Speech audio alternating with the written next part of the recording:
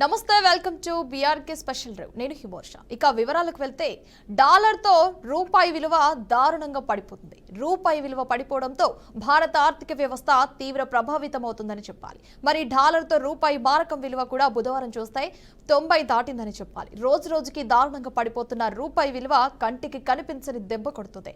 ధరలు విపరీతంగా పెరిగి ఆకాశాన్ని అంటుతున్నాయి. ధరల పెరుగుదలతో సామాన్యుడు విలవిలనాడుతున్నాడు. ఏం తినాలన్నా ఏం కొనాలన్నా బగ్గుమంటున్నాయి. రూపాయి విలువ బలహీన పడుతున్న కొద్దీ దిగుమతి సరుకుల ధరలు కూడా భారీగా పెరుగుతుండగా ఎగుమతి అయ్యే వస్తువుల చౌకగా మారిపోతున్నాయి. ముఖ్యంగా చమురు, ఎలక్ట్రానిక్ వస్తువుల ధరలు కూడా భారీగా పెరుగుతున్నాయి. దీంతో సామాన్యుడు వాటిని కొనలేని పరిస్థితి ఉంది. ఇది సగటు భారతీయుడిపై తీవ్ర ప్రభావం చూపుతుందని చెప్పాలి.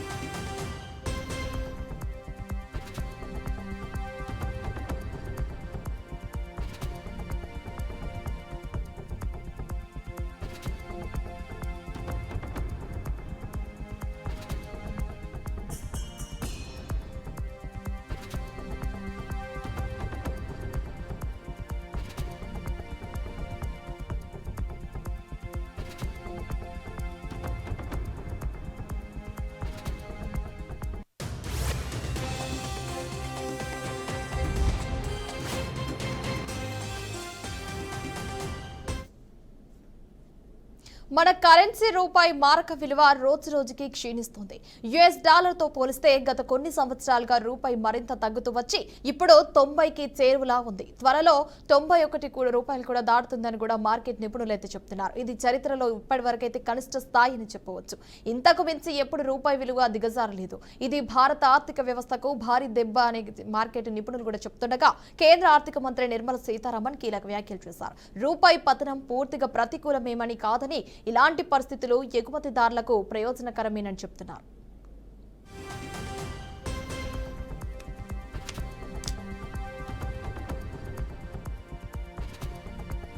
No, change rates are all rather too sensitive. I'm not escaping your comment that, oh, when you were in the opposition, you did. Yes, when we were in the opposition, we did. And ambition at that time in the economy was so absolutely pathetic. Your inflation rate was so high, particularly the core inflation was so high. The economy was fragile. It is nobody's bright spark that you will comment on the exchange rate.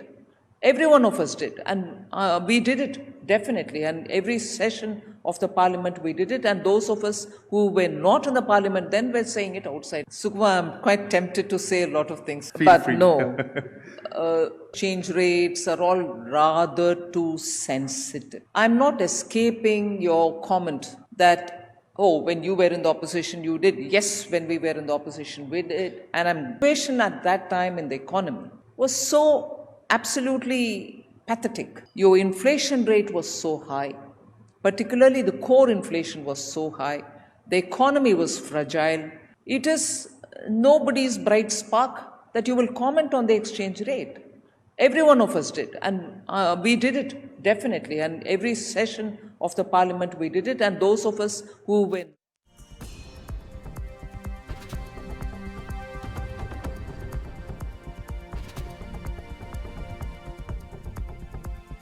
అయితే సీతారామన్ ఇప్పుడు వ్యాఖ్యలు ఇప్పుడైతే కొత్తవి కాదని, రూపాయి విలువ పడిపోతున్న ప్రతిసారి ప్రతి ఏడాది ఇదే మాట చెప్తున్నారని విపక్షాలైతే మండిపడుతున్నాయి. రూపాయి విలువ పడిపోయినా మన ఆర్థిక వ్యవస్థకు ముప్పే లేదని కవర్ చేస్తున్నారని ఆరోపిస్తున్నారు. విపక్షాలకు మాట్లాడే అవకాశం ఇవ్వకుండా ప్రజలకు మభ్యపెట్టాలని ఇలాంటి వింత సమాధానాలు చెప్తున్నారంటున్నారు. విపక్ష పార్టీల నేతలు తీవ్ర స్థాయిలో ఆరోపిస్తున్నారు.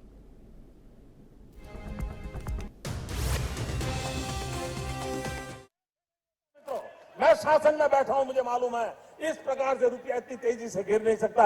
अरे ये नेपाल का रुपया नहीं गिरता है, बांग्लादेश की करेंसी नहीं गिरती है, पाकिस्तान की करेंसी नहीं गिरती, श्रीलंका की करेंसी नहीं गिरती.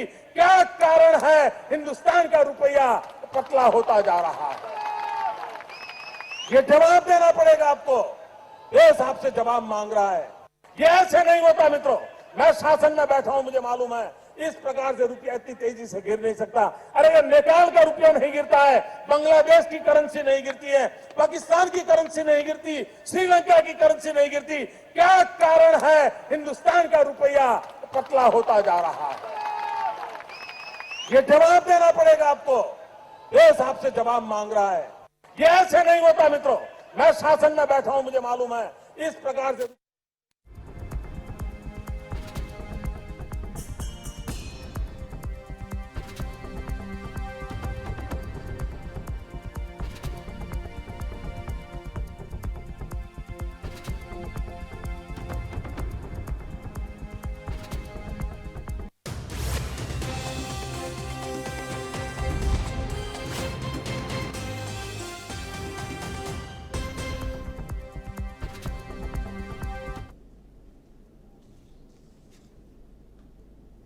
రైట్, ఇక ఇదే అంశంపై అయితే మనతో మాట్లాడడానికి లైవ్ లో సిద్ధంగా ఉన్నారు రథరామరాఘు గారు, పాత్రుడి గ్లోబల్ ట్రేడ్ అనలిస్ట్. అదేవిధంగా ఇంకొకరు కూడా రెడీగా ఉన్నారు, మోహన్ గారు, కాంగ్రెస్ నేత. చెప్పండి మోహన్ గారు, ఇప్పుడు రూపాయి విలువ అయితే రోజు రోజుకైతే దాని విలువనైతే దారుణంగా పడిపోతుందని చెప్పాలి. అసలు భారత ఆర్థిక వ్యవస్థపై కూడా తీవ్ర ప్రభావం చూపుతుందని చెప్పవచ్చు. దీని మీద మీరేం చెప్తారు?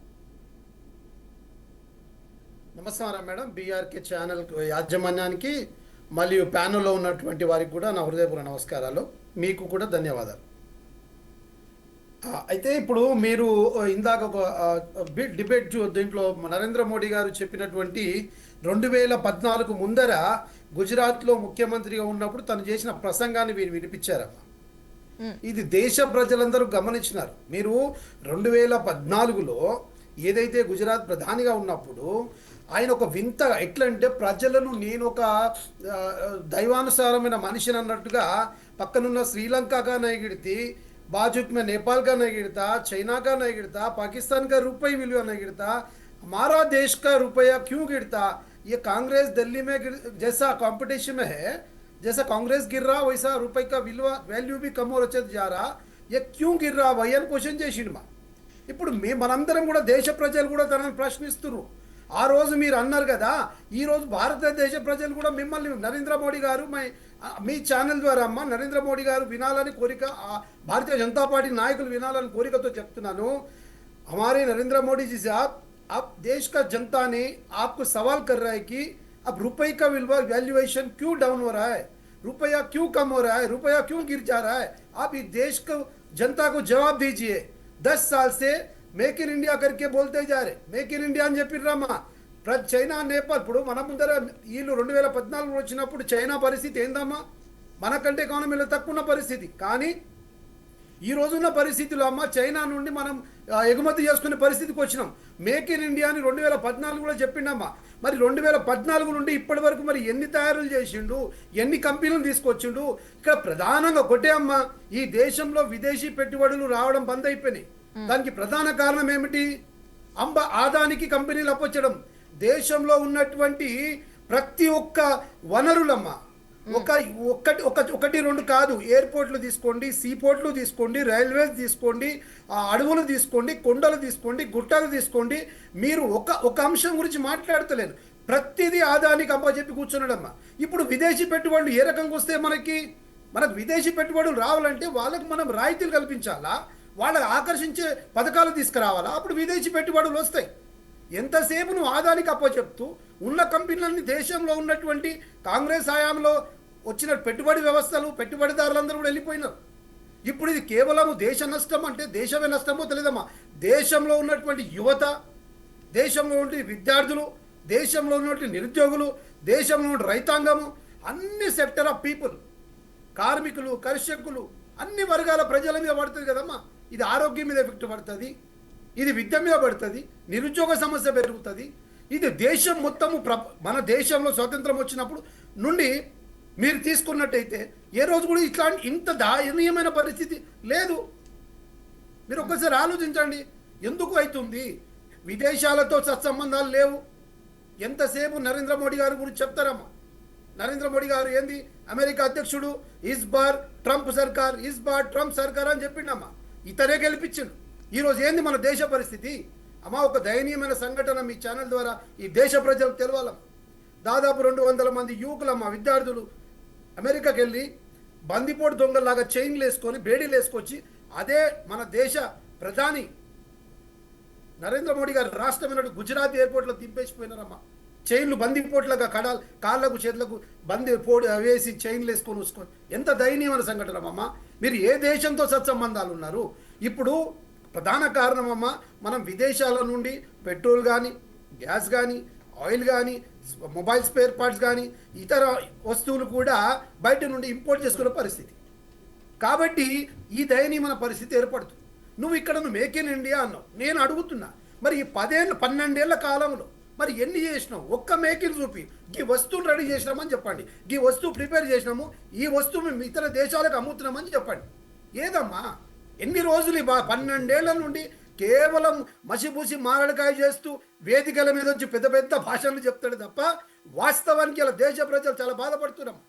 ఎంతసేపు ఎమోషనల్ రాజకీయాలు. మీకు ఒక విషయాలు మీ దృష్టికి తీసుకురావాలనుకుంటున్నా. ఇలా విదేశీ పెట్టుబడులు మొత్తం పోయిన తల్లి. అట్లాగే ప్రత్యేకంగా ప్రభుత్వ రుణాలు కూడా అమ్మా మొత్తం లక్షల కోట్ల రూపాయలు ఆదాని అమ్మాలికి మాఫ్ చేసిరమ్మా. ఎవరు పైసలమ్మా? ఈరోజు ఒక చిన్న సన్నకారి రైతే కానీ, చిన్నకారి వ్యాపారే కానీ, చిన్న ఆటో ఉన్నోడు కానీ, చిన్న రోడ్డు మీద ఇడ్లీ బండి పెట్టుకున్న, కూరగాయల బండి పెట్టుకున్న కూడా లోన్ మాఫ్ చేసేది లేదు. కానీ లక్షల కోట్ల రూపాయలు రుణమాఫీ ఎవడు అడిగిండమ్మా వాళ్ళకి? ఆదాని కంపెనీకి. అంటే దేశాన్ని ఏం చేయాలి? ఒకే వ్యక్తి దగ్గర పెడుతున్నాడు. దేశాన్ని తీసుకుపోయి ఆదాని గ్రూప్ కంపెనీకి అప్పచెప్తున్నాడమ్మా. ఇది చట్టవిరుద్ధం. అయినప్పటికీ అప్రజాస్వామ్యమైన పాలన నడుస్తుంది. అడిగిన వాళ్ళను జైల్లో పాలు చేస్తున్నారు. ఇప్పుడు ఈ పరిస్థితి నుండి మనం బయటపడాలంటే ఇప్పుడు కొన్ని మీడియా సంస్థలు, నేను చెప్తాను గోధి మీడియా, బట్ దీని గురించి ఎందుకు డిబేట్లు పెట్టరామా? నిజంగా మీ ఛానల్కి హ్యాట్సప్ అమ్మా. నా 2 చేతులతో నమస్తే పెడుతున్నా మీకు నేను. ఇది ప్రజలకు తెలవాలా, ప్రజలు తెలుసుకోవాలా. ఎందుకు ఈ దేశ పరిస్థితి రోజు దయనీయం అయిపోతుంది? $5 ట్రిలియన్ అని 2014 అన్నాడమ్మా. ఈరోజు ఎంత ట్రిలియన్ ఉందమ్మా?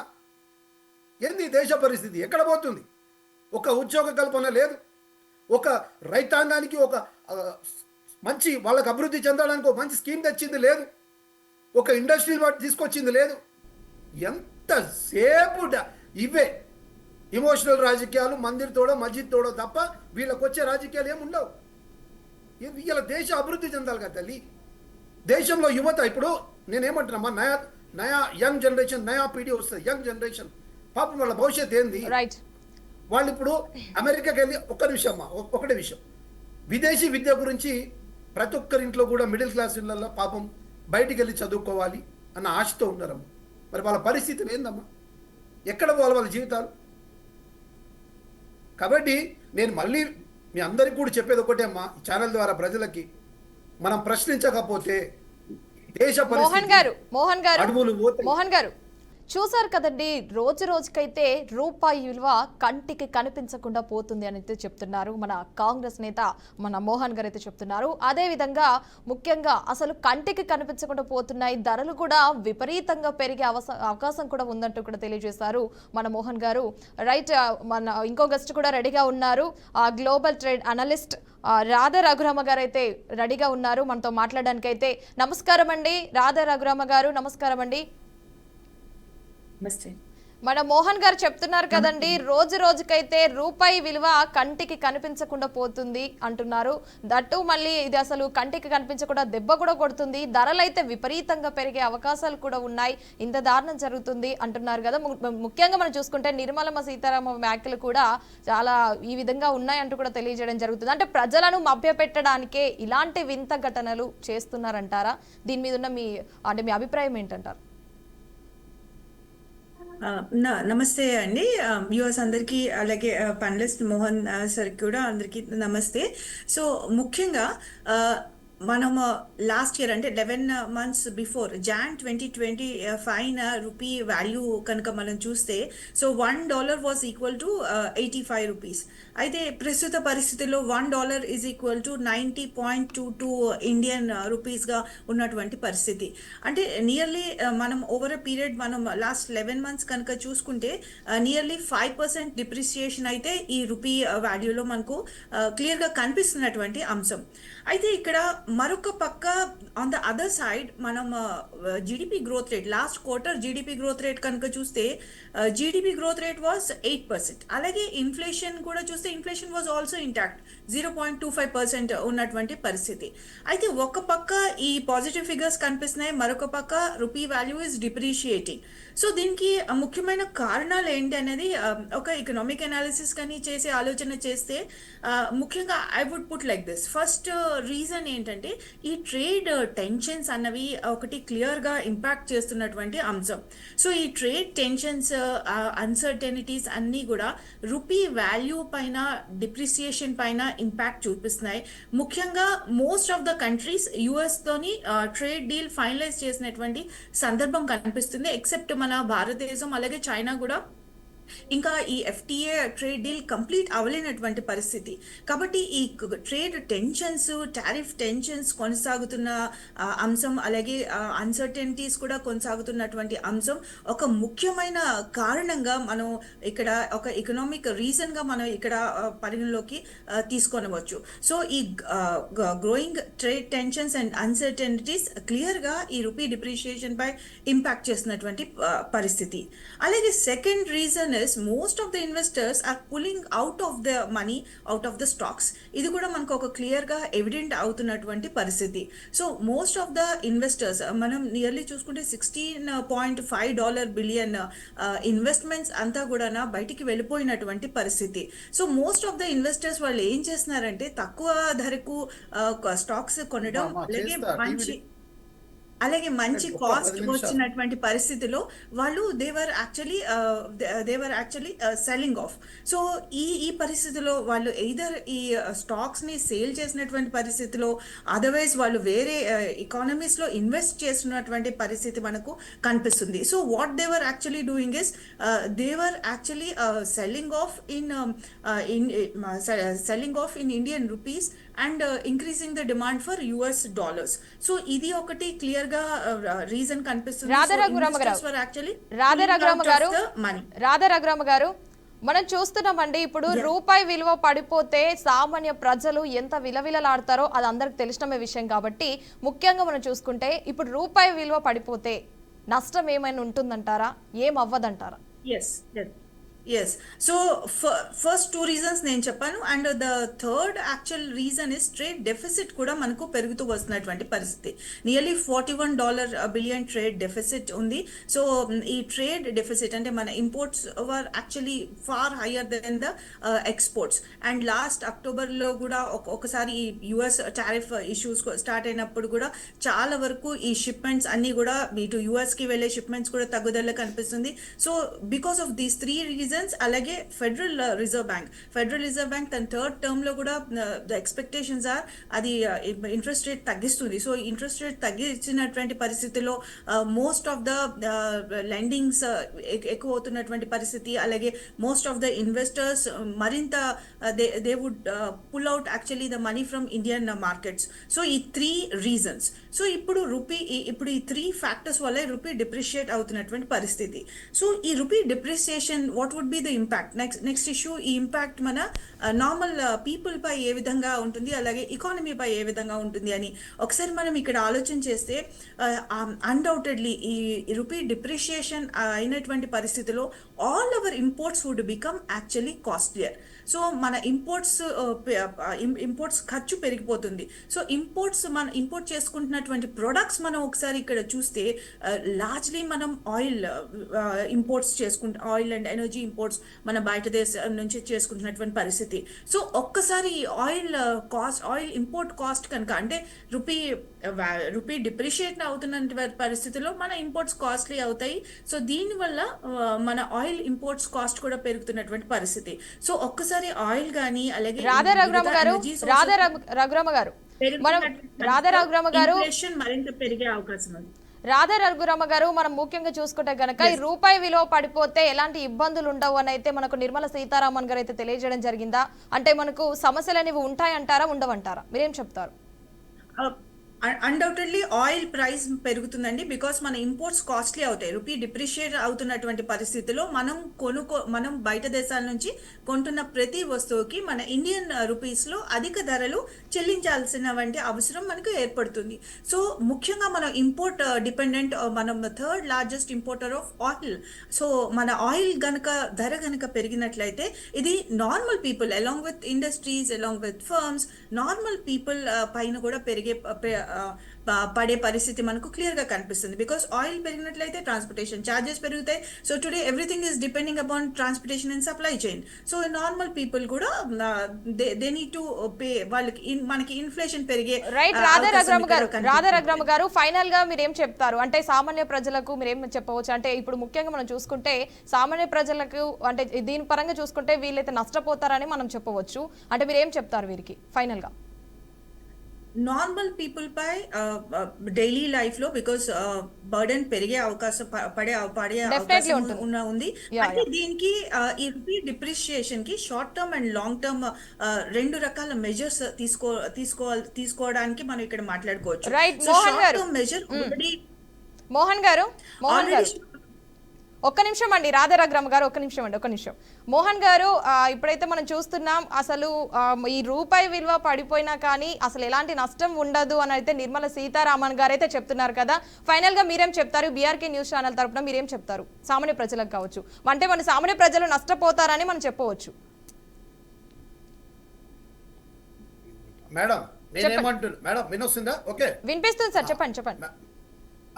మేడం నేనేమంటున్నా, ఇంతకు ముందు మన అనలైస్ట్ మేడం గారు కూడా అన్నారు కదా, పాపము ఆమె నిర్మలా సీతారామన్ గారు 10 సంవత్సరాల నుండి కూడా ఫైనాన్షియల్ మినిస్టర్ గానే చేస్తుంది. మీరు ఒక్కసారి తన పార్లమెంట్ లో ప్రతిసారి ఏడాదికి బడ్జెట్ ఇచ్చిన రోజు ఇంత సూట్ కేసు పట్టుకొస్తుంది మేడం ఎర్రది. రైట్. మోహన్ గారు మనకు సమయం అయితే చాలా తక్కువగా ఉంది. సారీ ఫర్ దట్ అండి. రాధా రఘురామ గారు సారీ అండి, టైం అయితే చాలా తక్కువగా ఉంది. ఒక్క మాటలో చెప్పండి. నేనేమంటున్నా, ఈ రోజు మంచి నూనె ఎక్కడికి వెళ్ళి వస్తుంది? ఇలా భారతదేశం మొత్తం ఇంటింటికి మంచి నూనె తింటామా, ఇంకేమైనా వండుకొని తింటామా? మంచి నూనె వంట వండుకుంటామా? ఆ మంచి నూనెని మనం దిగుమతి చేసుకుంటాం. దాని మీద టరీఫ్ పడిపోయి దాని మీద మనకు ₹1 వాల్యూ పెరిగిపోతే రేట్లు పెరగడము, ట్రాన్స్పోర్ట్ పెరగడము, డీజిల్ పెరగడము, పెట్రోల్, ఇవన్నీ లింక్ ఉంటాయి, మా చైన్ లింక్ లాగా ఒకదానికోటి ముడిపడి ఉంటాయి. ఇప్పుడు ఒక వస్తువు మన ఇంటి దాకా రావాలంటే మధ్యలో ఒక బండి ఉంటుంది, పెట్రోల్ ఉంటుంది, దానికి మనిషి ఉంటాడు, ఆ బండి రిపేర్ చేయడానికి, ఖరాబ్ అయితే బండి రిపేర్ చేయడానికి మెకానిక్ ఉంటాడు, స్పేర్ పార్ట్స్ ఉంటాయి. సో లింక్ ఉంటుంది, సో 1-to-1 లింక్ ఉంటుంది. కాబట్టి ఆ మేడం మరి అంత పెద్ద 10 ఏళ్ల నుండి ఆర్థిక శాఖ మంత్రి చేస్తుంది, కానీ దేశానికి మసిపూసి మారడికాయ చేస్తుంది. మోహన్ గారు పనిచేస్తుంది. మోహన్ గారు, మనం ఈ టాపిక్ మీద మరొకసారి డిస్కస్ చేద్దామండి. థ్యాంక్ యూ అండి మోహన్ గారు, మీ సమయాన్ని మాకు కేటాయించి అంత మంచి ఇన్ఫర్మేషన్ ఇచ్చారండి. Thank you so much. Radha Raghurama గారు, థ్యాంక్ యూ సో మచ్ అండి, మీ సమయాన్ని మాకు కేటాయించి మంచి ఇన్ఫర్మేషన్ అయితే ఇచ్చారండి. థ్యాంక్ యూ అండి. చూసారు కదండి, సామాన్య ప్రజలు దీని పరంగా చూస్తే కనుక విలవిలలాడిపోతాడని చెప్పాలి. ఏం తినాలన్నా, ఏం కొనాలన్నా బగ్గుమనే రేట్స్ అయితే మనకు కనిపిస్తూనే ఉన్నాయి. చూసారు కదండి, మన గెస్ట్లు అయితే చాలా మంచి క్లియర్ కట్గానైతే వారి ఈ సందేశాన్ని అయితే మనకు తెలియజేయడం జరిగింది. Thank you so much. చూసారు కదండి, ఇదండి బీఆర్కే ఇన్ డెప్త్. మరొక స్పెషల్ ఇన్ డెప్త్ లో మళ్ళీ కలుద్దాం. అంతవరకు చూస్తూనే ఉండండి బీఆర్కే న్యూస్ తెలుగు సత్తా.